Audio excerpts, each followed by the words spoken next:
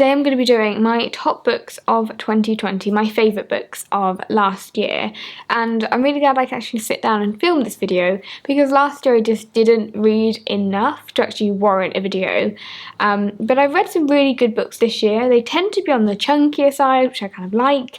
I quite like big novels, and quite a lot of non-fiction. The majority of these are non-fiction pieces of writing, which I think just shows how I've been feeling in 2020 and the subjects I've been really interested in reading. But there is, I think, kind of one surprise to me at least, so I hope you enjoy my top picks. I haven't even counted how many books I've picked yet. Normally I would do, you know, like top 10 or something like that, but I haven't counted, and I do also have some notable mentions because I keep changing this list. Normally I would totally know what my favourites are, but this year it's actually just been a pretty solid year that it's slightly harder to make that list shorter or more condensed. But I have. What am I saying? It is a short list because I don't read that many books a year. But anyway, I'll just get started. Firstly, I'll do my non-fiction books. This is the non-fiction category of the Claire Fenby Awards, 2020 awards. Before I get onto those, I'll just start with the honourable mention, and that is The Six Wives of Henry VIII by Alison Weir. I'm a massive Tudor geek and love The Six Wives. I am the type of person that just reads any book about them ever. This is a reread for me. I first read it when I was a young girl, and it'd been a while since I had read any history actually about Six Wives, like a proper book about them, and I wanted to go to Alison Weir because at the time, last year in 2019, I read some of her fictional series about the Six Wives, I think the Six Queens, I think. I always find it interesting to see each kind of historian's bias, because I feel like each biography of the Six Wives I've read, they all have their favourite, and you can kind of tell that Alison Weir's favourite is Catherine of Aragon, and to be honest I don't blame her. The first book that I'm going to start with I think is my top read of 2020. It's the book out of all of these that if I could push it into your hand, force you to read, force you, you know, to go and buy as soon as possible, it would be this one. Black and British, A Forgotten History by David Olusoga. David Olusoga is one of my favourite historians. I pretty much watch every documentary he's ever done on BBC, like House Through Time is one of my favourites. This book actually kind of accompanied a TV series as well, which is also fascinating. Whenever he's on a panel, wherever he is, that sounds so stalkerish, I just really enjoy watching him talk. Black and British is an unflinching look at the whitewashing of British history. It is engaging, accessible, but searing. The book undermines everything we're told about kind of Great Britain and about being British. It's approachable but still destroys the inherent white supremacism within that narrative, in that creative narrative as well, the lies that we've been told, that we've kind of taken on as true history, and again is all about who is writing history and who is in charge of that narrative. It was a book that made me challenge everything I'd ever learned, everything I'd ever thought, especially in terms of my own research. I was lucky at my undergrad to go to a university that kind of was diverse in its teaching, but I went to a master's programme which was not, and it made me realise how much I had left out, and the book kind of goes through that act of violence of the lives that we are not talking about, the histories that we are choosing to ignore, and why we're choosing to ignore that, and that kind of power play within that system. I'm a complete history nerd, but there is a massive gap in my knowledge, and I think part of doing the work is being an active learner and actually seeking out these stories, and this book made me realise that I have an awful lot of work to do. But this is an amazing book. There is now like a shorter, like an abridged version of this book, which I haven't read, but if it's anything like the full version, it's amazing. But I think it's a book worth investing your time in. Similarly to kind of Olusoga's re-examining of British history, we have Natives by Akala. One thing that this book does that is amazing and works so well is this blending, this binding of a nation's history with Akala's own personal history. The full title is Natives, Race and Class in the Ruins of an Empire, and actually I just realised I remember that David Olusoga is actually quoted on this book. Part biography, part polemic, this powerful study picks apart the British myth of meritocracy. So basically David Olusoga has explained what I feel like I want to say about this book. It's urgent and necessary and thought-provoking, and again made me angry at how little I knew and how little I'd actually found out for myself. I think if you read this book and don't want to take action, then there's something wrong with you. I literally have annotated so much and dogged every single page. It's a book I'm going to keep going back to because it just challenged every single thing I thought I knew. The stories I've been told, very like Black and British. It's more political than Black and British, which personally I really liked. The shape of the world children born now will inhabit will be determined not just by politicians and billionaires, but by millions of supposedly ordinary people like you and me, who choose whether or not to engage with difficult issues, to try and grasp history, to find their place in it, and who choose whether to act or to do nothing when faced with the mundane and mammoth conflicts of everyday life. The next piece of non-fiction writing I loved this year was East West Street by Phillipe. In a similar vein to Akala, Sands binds the legal history of the Holocaust and the legal ramifications of the Holocaust with his family's own personal history. The book looks at the legality of the Holocaust, the legal framework in which it was able to happen, the stuff that was put in before it, and also obviously the kind of invention of crimes against humanity as a result of it. He also looks at the personal stories behind the people who came to define the legal system after the Holocaust,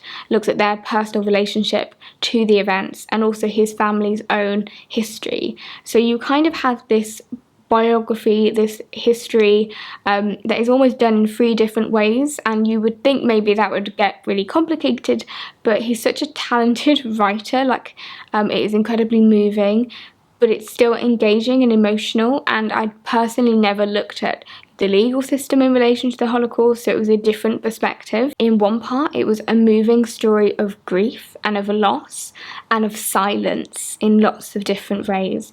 It was how we grapple with history, our own personal history, the people who've come before us, the silences that they've left due to trauma. One of the things I found most fascinating about this book is kind of another thread that Sands brings in, which is his relationship and friendship, ultimately with 2 sons of senior Nazis. It's tense and fraught and painful. The thing that strikes me at the heart of this book is the deep sense of humanity that runs throughout, and it is one of the most beautiful pieces of non-fiction writing I've ever read, and is one that will just never leave me. Moving on from that quite heavy subject, and we have The Time Traveller's Guide to Restoration Britain by Ian Mortimer. I discussed my pure love of Ian Mortimer recently, and I adored this. This book was an absolute joy to read. I love Ian Mortimer's writing style. You feel like you're there. It reads like a novel, but is filled with the most fascinating history. You move through Restoration Britain as you move through the streets. You move through, how do I tell the time? How do I look after myself? What entertainment is going on? What's happening in the world? One thing I love about Mortimer's writing, and I don't know how to phrase this, but like you learn so much without realising you're learning. You're being introduced to the great thinkers, to great writers, so it's a foundation of research that makes you want to go on and learn more. I think the key sign of a great history book is once you're finished, you go, what else can I read? Like, I'm fascinated by this, what else can I read now? And Mortimer does that every single time. For me, he's always been a foundation of a lot of my starter research, and then I go off and do my own. I think if you read any history book and go, great, I know the Restoration now, I don't need to read any more, it hasn't worked. And Mortimer does it in such an engaging way that you feel like you're there, and then you just need more. You need to know more. The Five by Hallie Rubenhold, The Untold Lives of the Women Killed by Jack the Ripper. Thematically, I should have maybe put this with Black and British, because what this seeks to do is re-examine our history in a different way. It deconstructs a patriarchal narrative we've created around Jack the Ripper's victims and gives them back their voice. The book reclaims them and their history in a really powerful way. It deconstructs the idea of a perfect victim and gives them back their humanity. Finally, I read this section in a video where I mentioned this book before, but I just want to read it again because I think it sums up everything. The victims of Jack the Ripper were never just prostitutes. They were daughters, wives, mothers, sisters, and lovers. They were women. They were human beings, and surely that in itself is enough. It's a necessary read for anybody like me who's interested in true crime, and it's an extra plus, I think, if you're interested in Victorian social history as well. It's just amazing. I just noticed that Rubenhold has an Audre Lorde quote as the epigraph, and in fact I'll read it because Audre Lorde's one of my favourite thinkers. I write for those women who do not speak, for those who do not have a voice because they were so terrified, because we are taught to respect fear more than ourselves. We've been taught that silence would save us, but it won't. Now moving on to threat fiction I read in 2020, and we're going to start with the honourable mentions again. And this book is the reason I have honourable mentions, because I couldn't make up my mind whether it should be in my favourite books of 2020 or not, but I feel like it deserves to be. And then I was like, well, is it a favourite book or is it an honourable mention? And I still don't know. So we're just going to put it in honourable mention because I think I may reread it in 2021, just because I'm not quite sure how I feel about it. And I feel like this will be a book that on a second reread, I will definitely know how I feel. Way back when I hosted a read along of this, because this is a classic that I've been wanting to read for such a long time, and it was basically my main reading goal of 2020 because obviously it's a massive book. I have a lot of thoughts and feelings about this novel. I do have two videos, one about reform and history and kind of the narrative of Middlemarch, and one about Dorothea and about optimism. And I'm really quite proud of those videos, so I'll put cards to them and put them in the description. In one of the ways, Middlemarch is one of the most revolutionary Victorian novels I've read, in the way that it looks at marriage and how it sets up its narrative. It's one of the most fascinating I've read, with how it looks at reform and history and rewriting history, or the narrative perspective in which we look at history from. But I don't know how I felt about it emotionally. I should have maybe done more planning on this video beforehand, because I've literally made notes on every single page of this book, which is a sign that I've enjoyed it. So maybe I just need to go away, I'll read it again in 2021, and then it'll be included in my favourite videos for definite in 2021. The next honourable mention is The Woman in Black by Susan Hill. This has been on my TBR pile for years, and I read it this Christmas Eve, because it begins on Christmas Eve, and really enjoyed it. I thought it was a really atmospheric book, especially when they're in London at the beginning and travelling.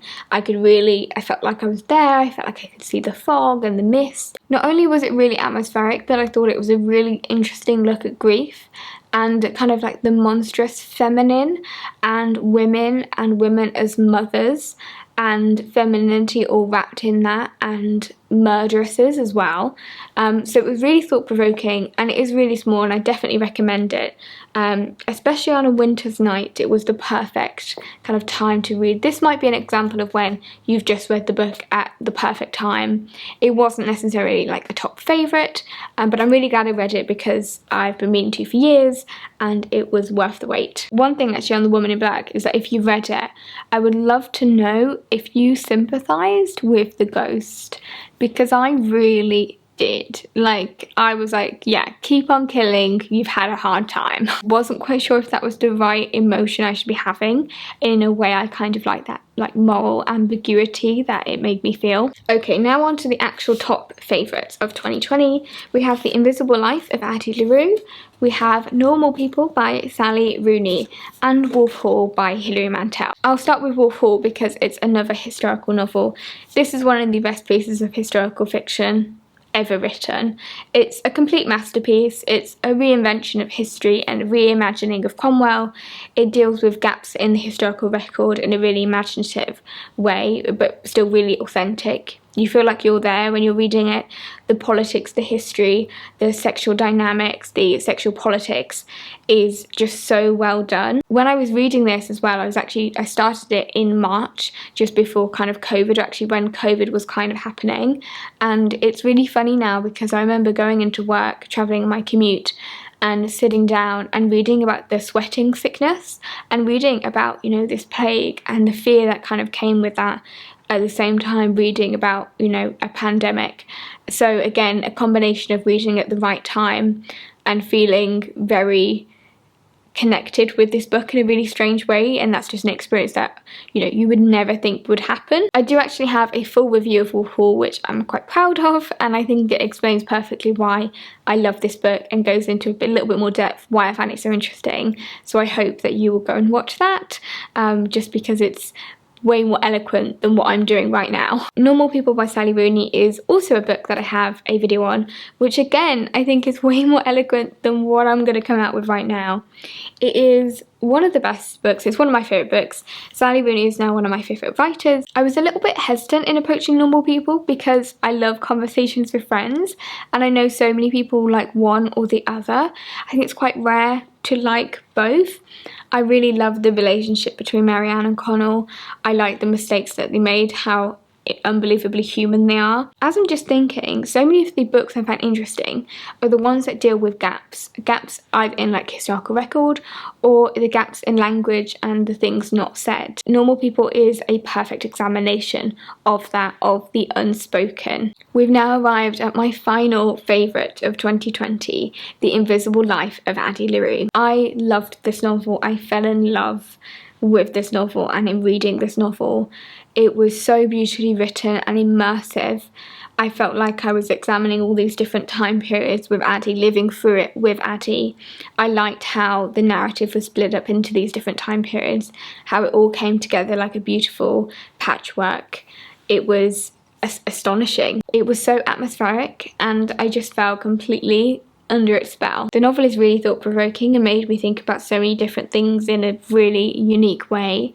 It's about forgetting, it's about remembering, it's about the marks we leave on other people, on life, on society, in literature and in art. Are we alive because of our connection to other people? Would our lives have meaning if no one remembered us? The questions that the novel posed haunted me. Is it the connections we have with other people that make our life worth living? Because of how the narrative is framed, going to kind of different time periods, you not only get a really atmospheric version of history, but you also get really interesting ruminations on gender politics, on body in particular. In fact, I could write an essay on like the body in Addie LaRue and clothing and status of women in society and sex as well. It's basically all my favourite things in one novel, but something that was really easy to read and just completely enjoyable and felt like a joy every time I picked it up. And you know that feeling when you get into bed and you're excited to read? That became slightly rare for me in the last year or so, but this really brought that spark alive and made me want to read more, and you know, made me want to just read Addie again, to be perfectly honest. And that is a wonderful thing, especially in such a hectic year. Addie LaRue was the respite I think that I really needed. Sitting here now surrounded by all these books made me realise actually how much, I guess, respite I got, just as I said with Addie LaRue, or the respite I got through reading this year, and actually how many beautiful books I read, but I think also more importantly, all of the ones that challenged me and made me rethink everything, which I think is the power of reading. Thank you so much for watching. Yet again, Happy New Year, and I hope to see you again soon in another bookish video.